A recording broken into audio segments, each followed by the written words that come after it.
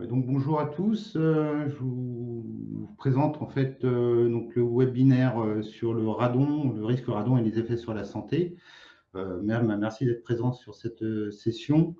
À savoir que le replay sera disponible sur le site Présence Bretagne en replay, et tous les participants, vous recevrez bien sûr le support webinaire par mail qui normalement sera transmis automatiquement. Donc, juste pour débuter, je me présente, je suis Yannick Delmotte, je suis technicien au service de santé au travail à Quimper. Et mon collègue Ganiel Bernery, qui aussi sera l'intermédiaire pour le chat.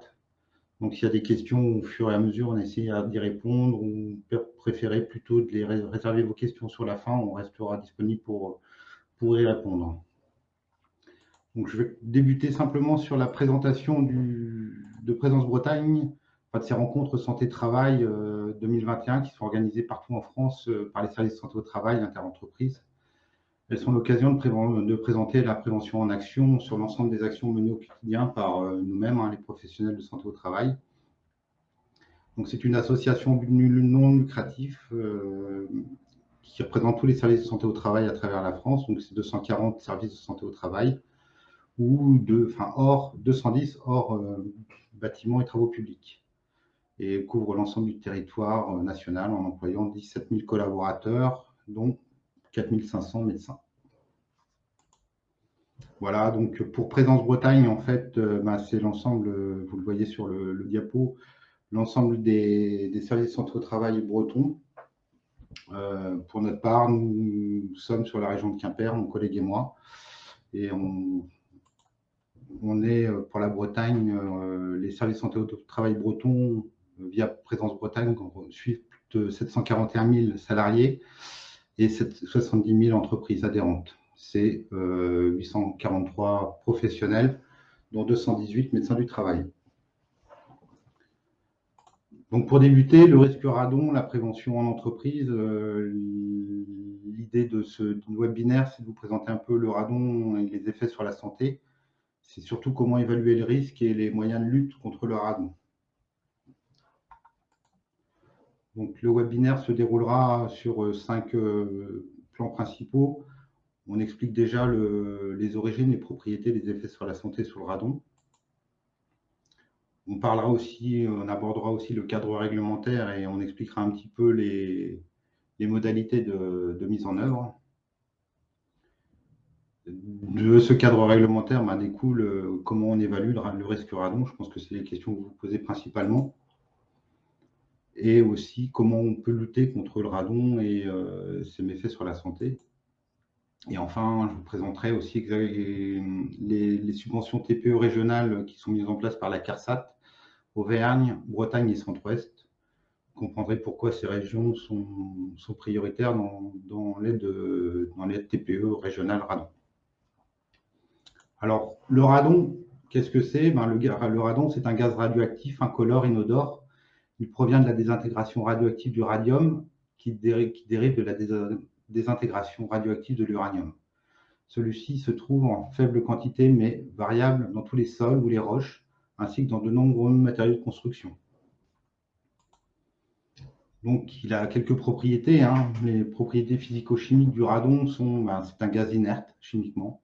C'est un gaz rare, inodore, incolore et insipide, donc on ne le voit pas, on ne le sent pas. C'est un émetteur de rayons alpha. Alors, la période de cet élément radioactif, c'est 2 jours 82, donc c'est ce qu'on appelle la demi-vie, c'est que en 3 jours 82, la moitié des noyaux d'uranium, de radon sont désintégrés. C'est un gaz qui est peu soluble dans l'eau, mais qu'on peut quand même, l'eau peut être un vecteur quand même d'entrée du radon, et il est très soluble dans les solvants organiques. Donc, la croûte terrestre contient des radionucléides dits primordiaux présents depuis la création de la Terre, et des périodes radioactives suffisamment longues devant l'âge de celles-ci qui peuvent substituer une quantité importante. Ces radionucléides sont l'uranium 238, qui a une demi-vie de 4,5 10 puissance 9 années, l'uranium 235, le thorium. En se désintégrant, il donne naissance à autant d'éléments radionucléides naturels, notamment le radon sous forme gazeuse. C'est pour ça qu'en fait, on le retrouve dans les habitations et en concentration plus ou moins importante en fonction des sols, parce qu'il passe à travers les pores et les fissures de la roche du sol. Alors, pour vous donner un petit schéma, l'uranium va se désintégrer, va gérer le thorium.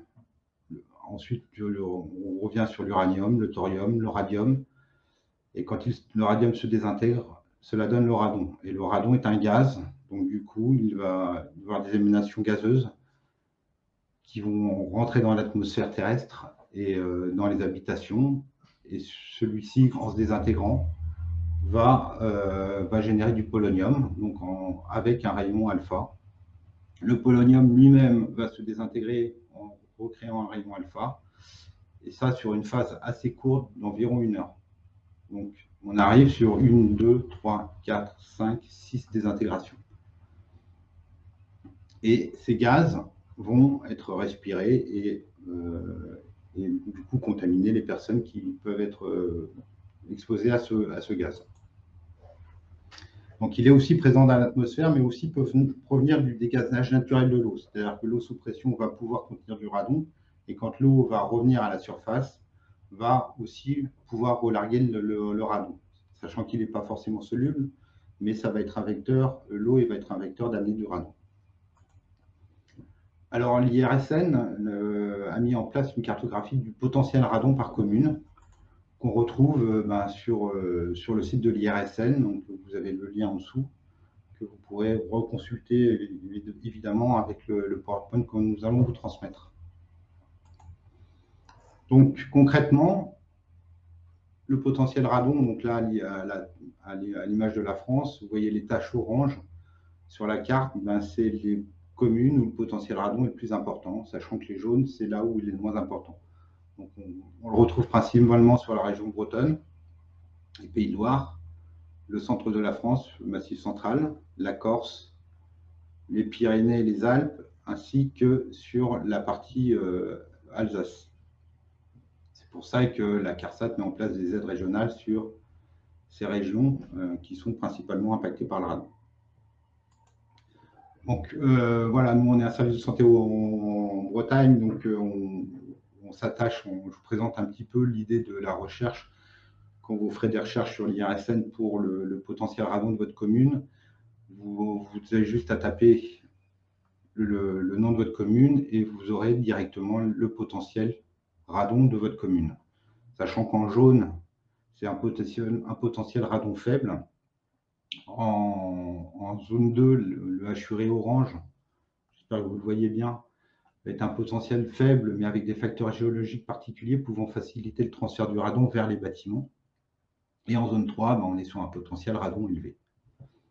Voilà pour les explications un petit peu sur le radon et comment il peut être amené à venir dans les bâtiments. Alors, dans l'habitat, en fait, le radon va pouvoir pénétrer de manière sur 3 facteurs, en fait. La concentration peut être élevée en fonction de la structure architecturale, bien sûr, du bâtiment. C'est la nature du soubassement. Si vous avez pas de vide sanitaire, vous avez un sous-sol. C'est l'interface entre le bâtiment et le sol. C'est le système de ventilation. C'est bien sûr, comme on le disait précédemment, c'est la localisation géographique. Le sol, il est sûr que vous aurez plus de potentiel radon sur un sol granitique que sur un sol sableux. Et puis le mode de vie des occupants, c'est-à-dire que si les gens vivent enfermés, confinés, il n'y a pas d'ouverture fréquente des ouvrants et on a un système de chauffage, le potentiel radon et la concentration augmentera dans les locaux. Et donc, en fait, au niveau biologique, le radon, quand il rentre dans l'habitat et que vous le respirez, il libère à son tour des radionucléides émetteurs d'alpha ou bêta, comme on l'a vu précédemment, qui se distribuent dans le corps, principalement dans les poumons, parce que vous le respirez, et il se désintègre en irradiant les tissus pulmonaires. Donc, certains modèles dosimétriques montrent que plus de 90% de la dose reçue est délivrée aux poumons. Les autres organes sont beaucoup moins exposés ou plus faibles, de l'ordre d'environ 100 fois inférieur. Donc voilà, vous voyez l'aspect en image l'entrée du radon et des descendants que vous allez rejeter, mais qui vont se désintégrer dans les bronches des poumons. Voilà. Et le radon et ses descendants, parce qu'on parle du radon, mais il y a aussi tous les composés qui vont en découler, constituent la seconde cause de cancer du poumon après le tabac. Voilà. Donc la source principale, juste pour vous donner un petit ordre d'idée, la source principale d'exposition naturelle au rayonnement ionisant sur la carte, enfin sur le graphique, vous le voyez, hein, le radon, alors on parle bien d'exposition naturelle, on ne parle pas de tout ce qui va être radio, enfin tout ce qui va être radiation non naturelle, où il y a tout ce qui est aspect examens médicaux, scanners, radio, qui ne sont pas pris en compte dans l'aspect naturel des rayonnements ionisants.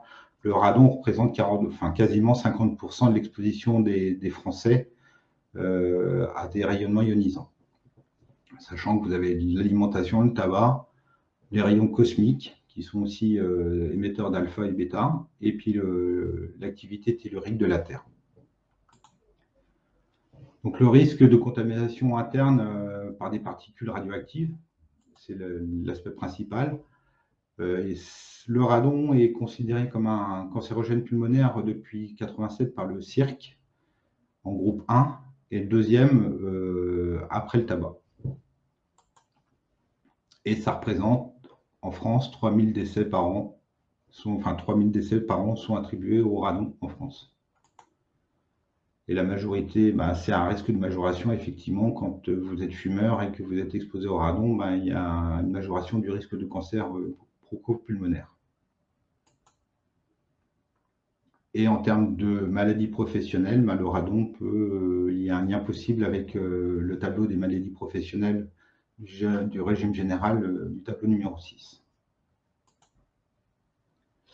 Alors, le cadre réglementaire, le radon a été pris en compte dans le Code du travail depuis le 1er juillet 2018 par un décret relatif à la protection des travailleurs contre le risque dû au rayonnement ionisant. Le radon présente un risque professionnel qui doit être appréhendé de la même manière que les autres risques dans une entreprise.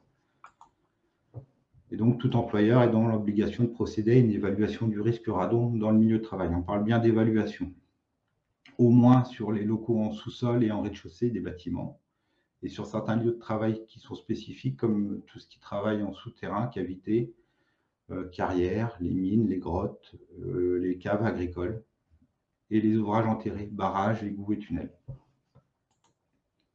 Donc concrètement, dans le cadre réglementaire, le radon, en fait, il y a un niveau de référence pour le radon qui est fixé à 300 becquerels par mètre cube. L'activité moyenne volumique annuelle dans le local de travail mesurée sur 2 mois minimum, d'avril à octobre, quand on parle de mesures au niveau du sous-sol et du rez-de-chaussée, uniquement pour tous les secteurs d'activité. Donc la démarche de gestion du risque radon commence par une évaluation du risque à atteindre ou à dépasser le seuil de référence.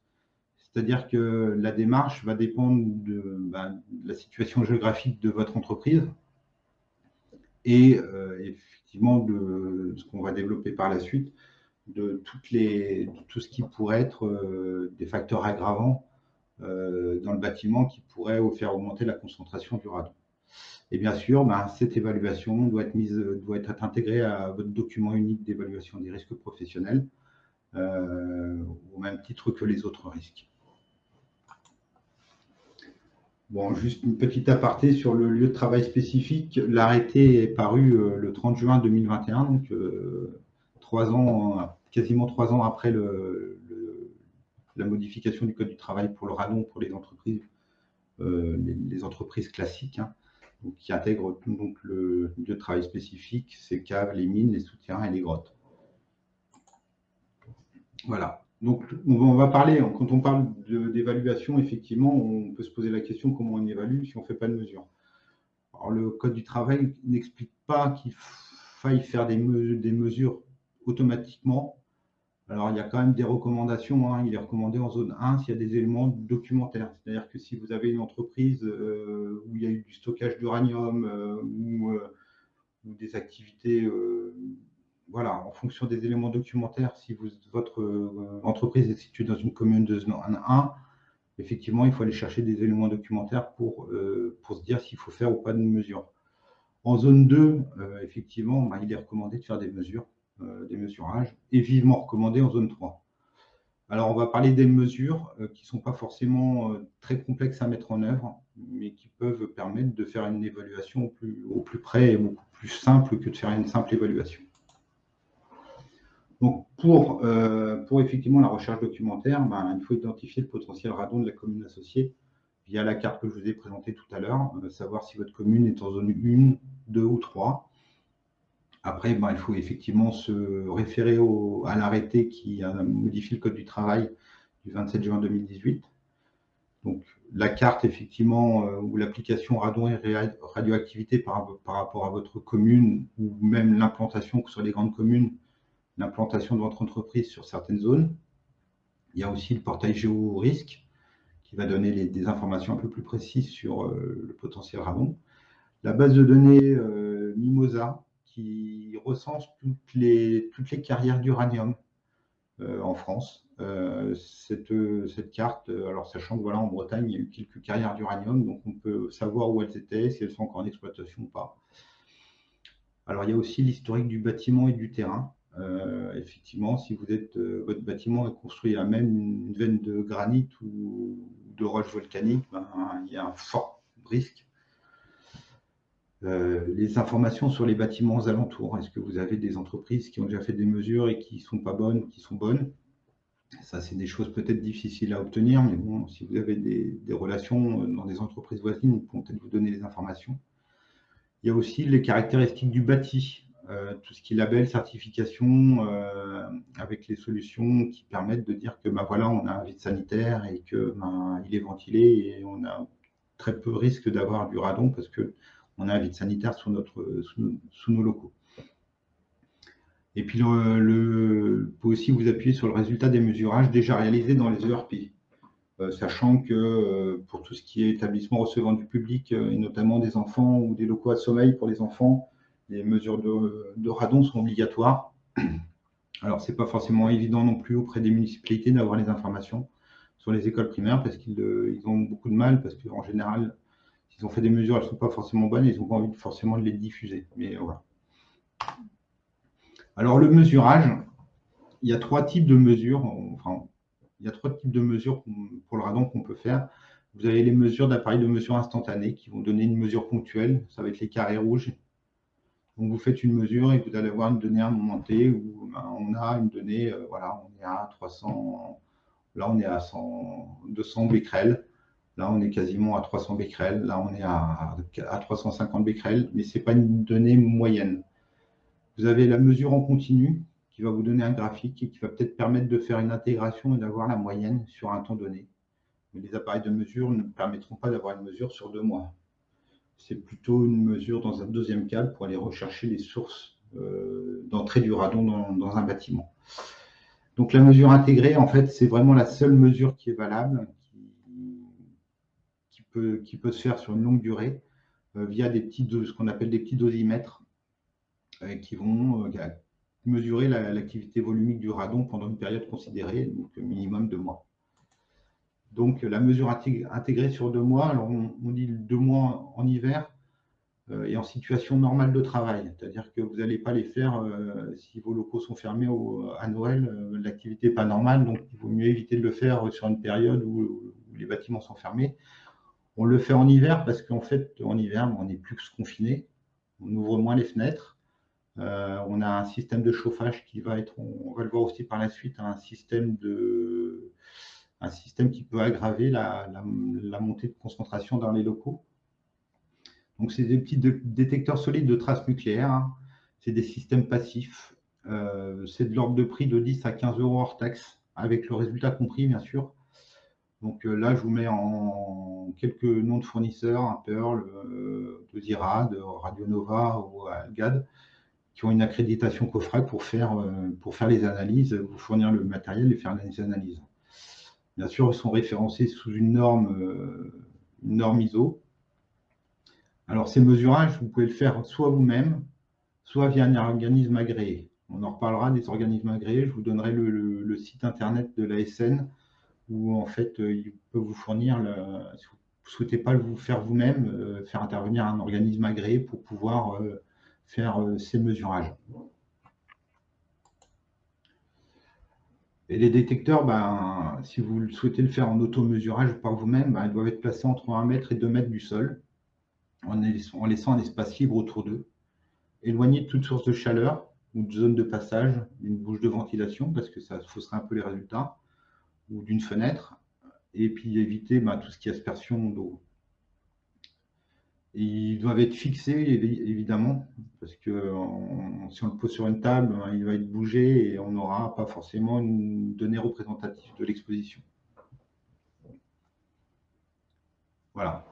Alors, la Direction générale du travail a aussi mis un guide en place.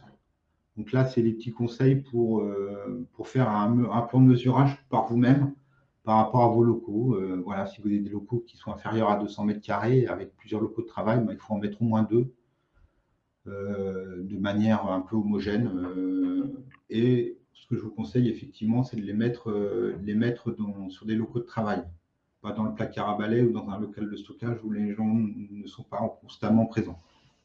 Et après, voilà, vous avez inférieur à 200 mètres carrés, un seul grand espace de travail, ben voilà, en placer 2. Sur des grands locaux, ben, c'est entre 200 mètres carrés et 1000 mètres carrés, plusieurs locaux de travail, ben, c'est 1 en fonction des locaux. Donc ça, ces données-là sont données par, je ne vais pas défiler parce qu'on a un temps un peu réduit, un parti un peu réduit, donc je ne vais pas développer tout ça, mais c'est des données que vous pourrez retrouver sur le guide de la DGT, où je mettrai en lien aussi à la fin du diaporama. Donc, une fois que vous avez fait des mesurages, donc une fois que vous avez réalisé l'analyse documentaire, vous estimez que vous avez besoin ou pas de faire des mesures de radon, vous passez aux mesures de radon, que ce soit par vous-même ou par un organisme agréé. Vous avez le résultat. Le résultat par rapport au niveau de référence qui est 300 becquerels mètre cube, vous êtes inférieur. Voilà, vous êtes, en l'occurrence, vous avez fait votre évaluation, elle est bonne, donc c'est fin de la démarche. Par contre, si les résultats sont supérieurs à 300 becquerels par mètre cube, selon les données, il est nécessaire de réaliser des mesures de réduction du risque radon. Donc on en reparlera aussi, hein, des solutions techniques. Donc c'est vérification de l'effet. Donc une fois que vous avez fait ces mesures de réduction de radon via des organismes agréés ou de conseil, il faut faire la vérification de l'efficacité des mesures de réduction de concentration de radon. Donc c'est une démarche qui peut être un peu longue parce que en général ça engendre des travaux. Donc vous faites des mesures en hiver 2 mois, vous allez consulter des organismes pour essayer de trouver des solutions pour faire réduire ce taux de radon dans l'entreprise. Et il faut refaire des mesurages. Donc on peut aller à 1 an, voire 2 ans de démarche pour pouvoir refaire ces mesures parce que vous n'avez pas forcément les budgets pour faire ces travaux. Donc ça peut être une démarche qui peut être un peu longue, notamment pour les salariés qui vont vous connaître les mesures et qui peuvent. Ça peut générer quelques problématiques. Une fois que la vérification de l'efficacité, au remesurage, et après je vous expliquerai la démarche. Hein. Si les résultats sont inférieurs à 300 becquerels, c'est fin de la démarche. S'ils sont encore supérieurs, suite même avec la réduction du risque radon, on vous expliquera la démarche un peu plus précisément par la suite. Donc en fait, en termes de réduction de mesure du radon, les solutions techniques validées, parce qu'on a quand même un certain retour par rapport à tout ce qui est ERP en France, sont déployées dans l'habitat privé, dans les ERP, effectivement. Vous pouvez vous prendre appui auprès des experts certifiés, le comité scientifique et technique du bâtiment, l'IRSN aussi, qui est l'Institut radioprotection et sûreté nucléaire, et le CERMA, qui est l'agence technique de tout ce qui est bâtiment et aménagement du territoire, peut aussi être un appui pour vous et donner des informations. Après, chaque cas est vraiment particulier. Des entreprises, l'entrée de radon peut être variable et essayer de trouver l'entrée et comment essayer de réduire cette entrée. Donc avant de se lancer dans des travaux, lorsqu'un local a été mesuré au-delà de 300, excusez-moi d'ailleurs, il y a une petite faute, au-delà de 300 becquerels par mètre cube, il faut mener des investigations complémentaires pour comprendre d'où vient le radon et afin de pouvoir agir efficacement sans générer trop de frais. C'est là où les appareils de mesure instantanés peuvent vous donner, rechercher l'entrée source du radon dans un local. Il y a les diagnostics techniques du bâtiment aussi, et puis des mesures complémentaires avec effectivement des organismes agréés de ce qu'on appelle niveau 2. Donc, en fait, on va distinguer 3 grandes typologies de solutions techniques qui permettent de protéger le bâtiment. On va essayer d'étanchifier le bâtiment par rapport au sol et éviter de le faire rentrer. On voit là sur le trait rouge, on va faire une séparation physique pour éviter que le gaz puisse pénétrer dans l'habitat. Il y a le système de ventilation du bâtiment qui va permettre de aussi supprimer ce confinement et permettre de réduire cette concentration de radon. Et puis, c'est le traitement des soubassements. On sait que le radon va se concentrer dans les soubassements qui sont mal ventilés. Donc, l'idée, c'est comment on peut ventiler pour réduire cette concentration de radon et d'éviter d'avoir un système de dépression dans votre bâtiment par rapport au sous-sol qui va permettre de faire pénétrer le radon dans vos locaux. Donc, rappel, 80% du radon dans les bâtiments provient du sol. Donc, avec le petit schéma, les canalisations, les joints, les soubassements, l'air extérieur aussi, l'entrée d'eau, il peut y avoir un dégazage aussi. Et les matériaux aussi matériaux de construction peuvent être aussi générateurs de radon. On prend l'exemple pour la Bretagne des longères en granit. Voilà, on a du granit dans les murs, donc on a aussi cette entrée du radon dans les maisons, dans les locaux du moins. Donc en fait, les voies d'entrée du radon dans un bâtiment, on va distinguer deux systèmes de transfert. Il y a le transfert convectif, c'est-à-dire que votre bâtiment, à partir du moment où vous le mettez en chauffage, va se mettre en dépression par rapport au sous-sol ou au vide sanitaire. Et en fait, le radon va pouvoir entrer s'il y a des fissures ou des canalisations qui passent. La dépression va faire un transfert d'air et donc de radon vers votre local. Donc, cette différence de pression, il faut essayer de la traiter. Il y a aussi le transfert diffusif. Voilà, il y a un échange d'air naturel entre un sous-bassement et une maison avec des fissures toujours. Et donc, le radon, naturellement, va rentrer en se diffusant tranquillement dans l'habitat. Voilà. Alors, l'étanchéité du radon, étanchifier au radon l'interface bâtiment-sol, c'est peut-être déjà de chercher les points d'entrée.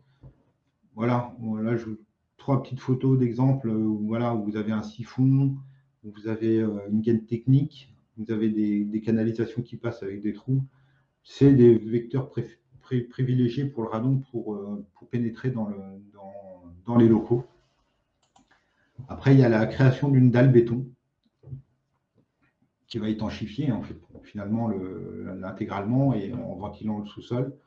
Évitera de faire rentrer le radon. Et ça, on arrive sur des travaux qui commencent déjà à être un peu plus importants. Et puis, effectivement, sur l'aspect construction, c'est la mise en place d'une membrane anti-radon. Certains locaux, maintenant, notamment en Bretagne, intègrent directement la membrane anti-radon pour éviter que, quand on construise, derrière, on ait une nécessité à retraiter. La membrane va étanchifier le bâtiment et éviter que le radon pénètre dans les bâtiments. Voilà.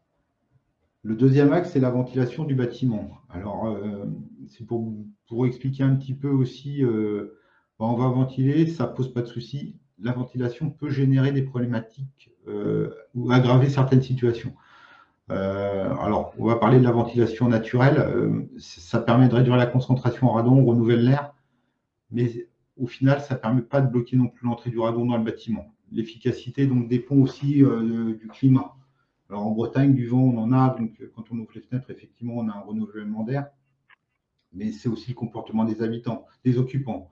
Est-ce qu'ils ventilent régulièrement leur bureau? Et puis, est-ce qu'ils peuvent ouvrir les fenêtres? C'est les questions. Vous avez la ventilation mécanique centralisée. Alors, c'est pas contrôlé, c'est centralisé par ce qu'on appelle un simple flux d'extraction, hein, ce que la majorité des bâtiments sont équipés. Dans les locaux humides, vous avez un bloc de VMC et l'entrée d'air se fait par les ouvrants avec des petites grilles d'aération. Mais en fait, le fait de mettre un aspirateur, une sorte de mini aspirateur qui va aspirer l'air, en fait, vous mettez votre local en dépression.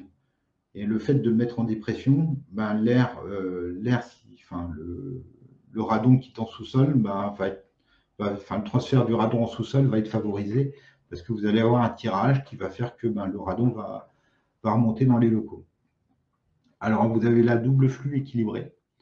Ça permet de renouveler l'air sans mettre le local en dépression. Donc, c'est aussi une solution qui peut être envisagée. Et ça permet, mais ça n'a pas d'impact non plus sur l'aspect tirage thermique. C'est-à-dire que quand vous allez mettre votre chauffage en fonction, comme pour une cheminée, hein, vous avez l'aspect cheminée qui va créer un tirage pour attirer les fumées vers le haut. Ça va être la même chose. Votre local va chauffer, il va se mettre en dépression par rapport au sous-sol qui n'est pas chauffé, et donc le radon va aussi, le transfert du radon va être aussi favorisé. Vous avez le système de VMC double flux déséquilibré, c'est-à-dire qu'on peut aussi, en fait, on fait rentrer de l'air de manière mécanique, on fait sortir de l'air mécanique, mais s'il y a un décalage entre les deux, votre local va être aussi être en dépression et aussi favoriser l'entrée d'air.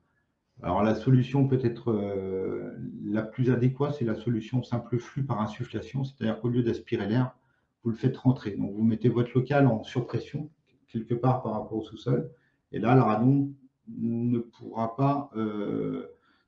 plus du coup pénétrer parce que l'aspect surpression, l'échange se fera plutôt dans l'autre sens.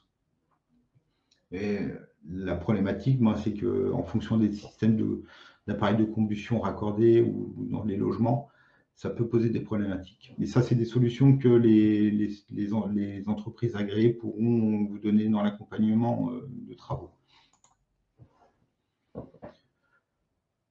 Après, vous avez le traitement des sous-bassements. Alors, pour beaucoup d'entreprises, maintenant, les locaux sont conçus avec des vides sanitaires.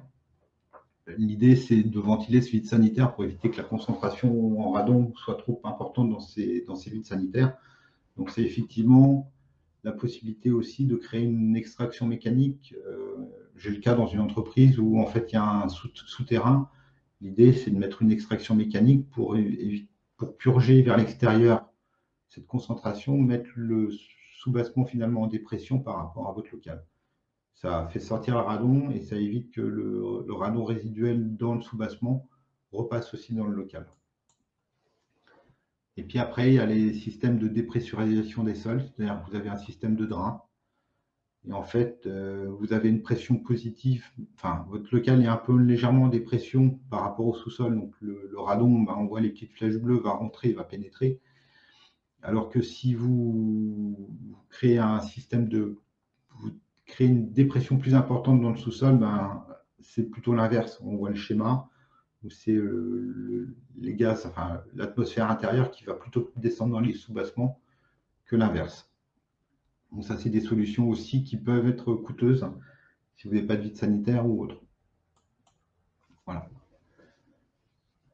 Donc si le radon, voilà, donc on arrive sur l'évaluation. Donc voilà, après les mesures de réduction, si vous êtes toujours à 300 becquerels par mètre cube, là il est nécessaire d'agir par rapport à la réglementation, hein, c'est de communiquer les résultats des mesures à l'IRSN qui va tout centraliser. C'est d'identifier toutes les zones où les travailleurs sont susceptibles d'avoir reçu une dose efficace corps entier. Alors on va parler tout de suite de ce que c'est une dose efficace. Dû au radon, on parle bien du radon hein, pour tout ce qui est radioactivité artificielle comme les appareils de radio, je pense aux dentistes qui ont des appareils de radio avec des rayons X, on est sur un autre axe, hein. On parle bien uniquement du radon. La dose du radon, plus de 6000 de 6 millisieverts par an pour 2000 heures de travail en utilisant l'équation. Donc, ce qu'on appelle la dose efficace, ça va être la concentration en radon, donc les becquerels par mètre cube. Donc, on parle de becquerels par mètre cube pour le radon. Hein. Le nombre d'heures de travail, on est sur l'ancien mesure où on était encore à 4. C'est une formule de calcul qui date des années 80, avant le passage aux 35 heures et avant les 5 semaines de congés payés. Donc, on était sur une base de 2000 heures par an, avec un coefficient de correction qui est de conversion qui est affecté au radon par rapport à l'émission de rayons alpha. Qui est de, voilà, de 300, excusez-moi, du coup, de 3,11, 10-6. Et donc, pour la mesure de 300 becquerels par mètre cube, voilà, on aura une exposition, une dose efficace de 1,87 millisieverts, mais à partir de 965, on est à 6 millisieverts. Donc, dès que vous avez à peu près 1000 becquerels par mètre cube heure, on atteint la dose efficace corps entier pour une personne en poste à 2000 heures par an. Petit rappel, excusez-moi, petit rappel, ce coefficient de conversion va être revu. C'est en cours et il va être baissé. Donc, on risque d'être plutôt à 6000. On aura, à partir de... Je vais donner un chiffre comme ça, mais par exemple, ce coefficient de correction va être revu à la hausse. Donc, du coup, pour atteindre les 6 millisieverts par an, on risque d'être plutôt vers 800 ou 700 becquerels par mètre cube. Donc, ça va s'aggraver, ça va s'aggraver. Cette dose efficace va être de plus en plus proche de 800 becquerels par mètre cube que de 1000. Et donc, une fois que vous avez fait ce calcul-là et que, effectivement, vous êtes au-delà des 6 millisieverts par an, hein, exclusivement lié au radon, hein, donc exposition naturelle, l'employeur doit désigner un conseiller en radioprotection. Donc, délimiter toujours la zone radon avec la signalisation, accès limité, vérification du périodique radon R. C'est-à-dire que là, vous engagez des mesures périodiques pour voir la concentration en radon. Et c'est de faire une évaluation individuelle de la dose reçue par tous les travailleurs accédant à cette zone radon, en tenant compte du temps de travail de présence, temps de présence effectif de chaque travailleur concerné. C'est-à-dire que si vous avez un local où le salarié n'y passe que 50 heures par mois, il faudra faire le calcul de son niveau de dose efficace pour 50 heures, donc x 12, 600 heures par an. Si, en fonction de la concentration et du temps de travail passé, vous êtes toujours à 6 millisieverts par an, supérieur à 6 millisieverts par an pour un de vos salariés, il faut communiquer le résultat de l'évaluation individuelle au médecin du travail.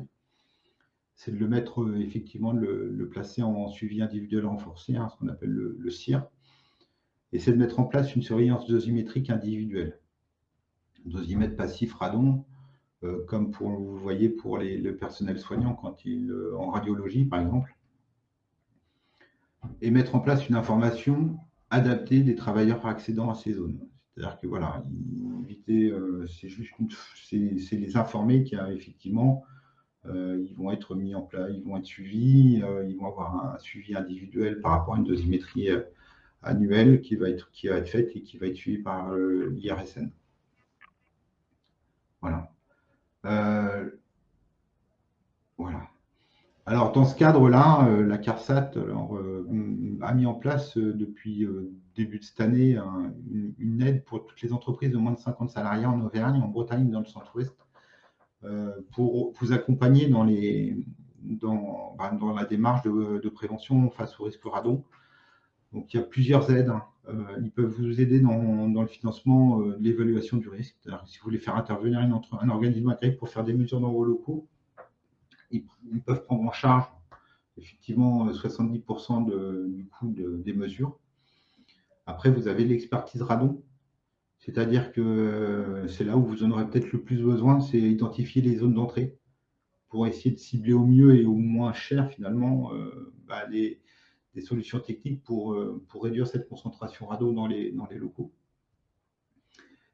Et dans les constructions nouvelles, ben, c'est aussi des aides par rapport à des systèmes de dépressurisation, construction de vide sanitaire. C'est-à-dire que si vous voulez construire des locaux, il peut aussi y avoir des aides par rapport à l'installation de ces systèmes-là pour réduire le surcoût en fait, que ça peut engendrer pour vous. Et donc pour les locaux existants, ben, des travaux d'installation, ils peuvent vous financer aussi à hauteur de 50%. Toutes ces données sont bien sûr disponibles sur les sites de la CPAM, sur l'onglet entreprise, où vous aurez le détail un peu plus précis et la démarche pour le faire. Et puis les travaux complexes aussi, avec des étanchéifiés.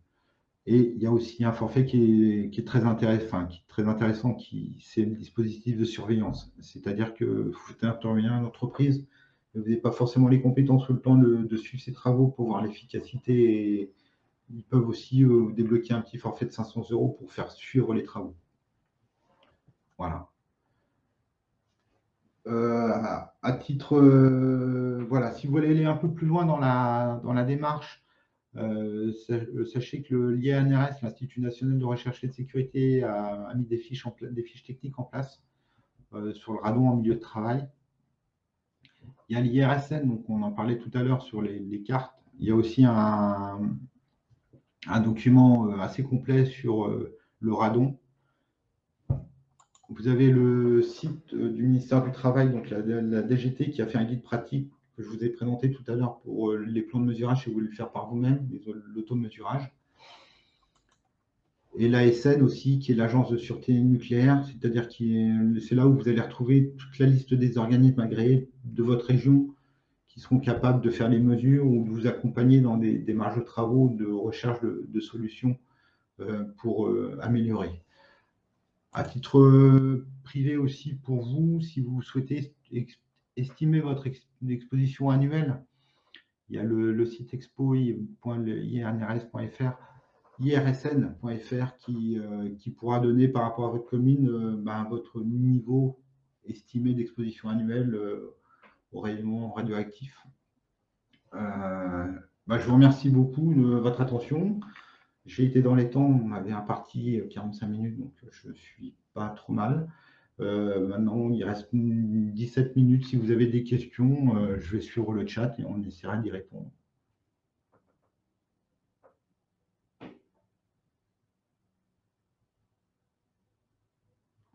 Alors, donc j'ai la question, comment évaluer le risque pour les salariés qui interviennent chaque jour sur des sites non évalués, mais potentiellement concernés par l'intervention chez les particuliers? Ça peut être compliqué. Alors, à savoir que maintenant, logiquement, quand vous achetez un appartement ou en location sur un appartement en rez-de-chaussée ou une maison, pour la Bretagne, les mesures sont obligatoires de radon. Donc ça peut être demandé aux particuliers. Effectivement, si c'est des interventions ponctuelles, ça peut être compliqué de l'évaluer. Je n'ai pas forcément de réponse à vous apporter là-dessus. Après, ça dépend des lieux d'intervention, là où ils interviennent, si c'est en étage, en rez-de-chaussée ou en sous-sol. Effectivement, c'est peut-être aussi par rapport à, si vous avez plusieurs salariés, c'est de partir sur le temps de travail vraiment effectif chez les particuliers, en partant de moyenne par rapport à l'expo, par rapport à ce site-là, sur les communes, au niveau de l'exposition annuelle, et de faire peut-être ce qu'on pourrait appeler une cote mal taillée, mais ça permettrait peut-être d'avoir une donnée par rapport au rayon d'interaction, d'action des salariés.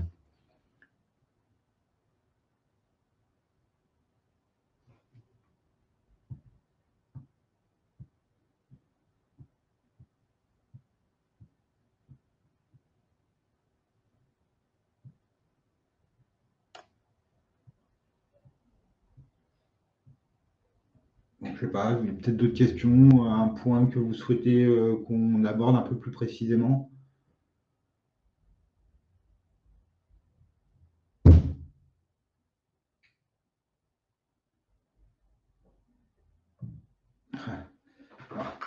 Alors, je vais répondre déjà à la question là, pour savoir si un salarié est atteint. Alors, atteint, je ne comprends pas trop le sens de la question. Si un salarié est exposé de manière importante au radon,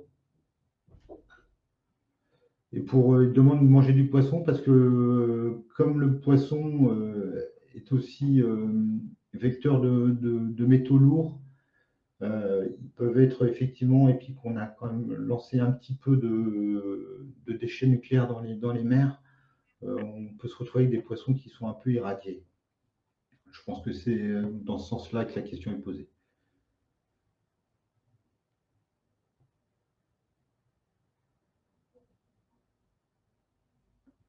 Alors la question, un salarié a été...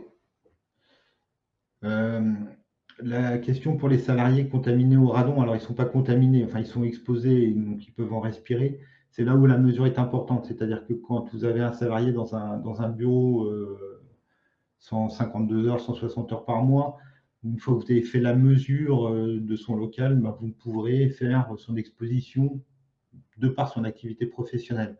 Après, si ça n'empêche que lui, à titre individuel, peut être aussi contaminé au radon, il ne va pas être contagieux, il va être exposé au radon, mais à titre individuel, s'il vit dans une longère aussi, il aura une exposition. Vous, votre démarche en tant qu'employeur, c'est de dire, voilà, je ne l'ai pas exposé tant que ça de par l'activité dans mon local. Si j'ai bien répondu à Madame Caroline 10. Et donc pour la réponse pour l'avion, effectivement, bah, on parlait des rayonnements cosmiques. C'est-à-dire que si vous prenez souvent l'avion, bah, vous êtes plus près et moins protégé par l'atmosphère. Donc vous avez aussi des irradiations cosmiques qui peuvent vous contaminer.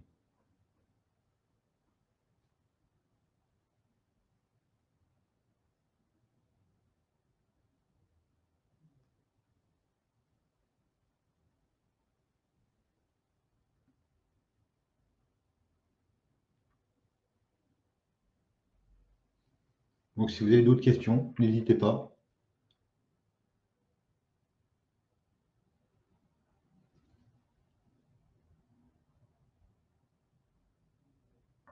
Oui, effectivement, tout ce qui est rayonnement, de manière générale, c'est pour ça que maintenant les médecins, au niveau de l'impact du scanner, on vous injecte un produit radioactif dans l'organisme. Donc ça dépend quelle zone il vous donne, mais c'est pareil pour les gens qui font des radios régulières.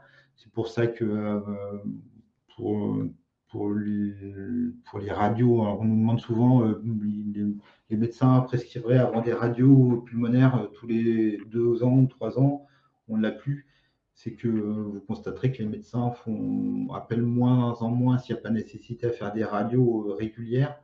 Ils préfèrent faire un IRM plus régulier parce que c'est aussi une source d'exposition au rayonnement importante pour les personnes lambda, quoi. Notamment pour la Bretagne et les zones où il y a un fort impact radon.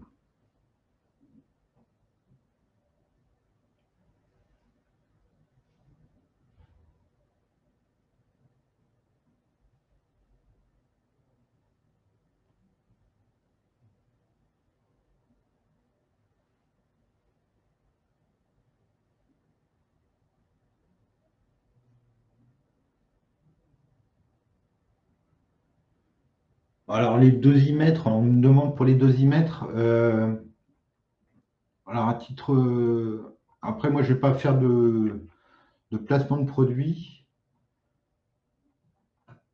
Après, moi je vous conseillerais des petits dosimètres quand même comme le Pearl, ou éviter peut-être des dosimètres comme ça à clapet où on peut toucher, ou voilà, des dosimètres plutôt fermés. Je n'ai pas le nom de celui-là, mais voilà, des dosimètres fermés. Euh, pour, pour information, nous, notre service, on est en train de réaliser des mesures. On a posé les dosimètres. Moi, j'ai posé les dosimètres sur les postes de travail au niveau des écrans, au niveau des voies respiratoires. Donc, c'est des petits dosimètres diamètre 3 cm. Donc, ce n'est pas non plus des dosimètres qui sont importants. mais c'est après, vous voyez, au moins cher, ils ont tous une accréditation COFRAG, donc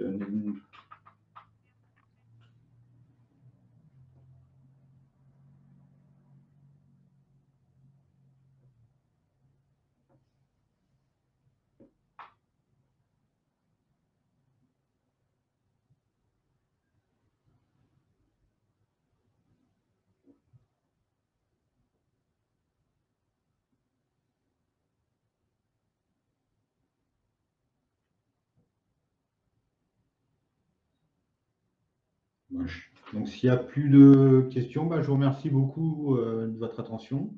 Et normalement, bah, le support vous sera retransmis par mail suite à votre inscription de manière automatique la possibilité de le revoir effectivement sur le site de Présence Bretagne. Je vous remercie beaucoup. Je vous souhaite une bonne journée.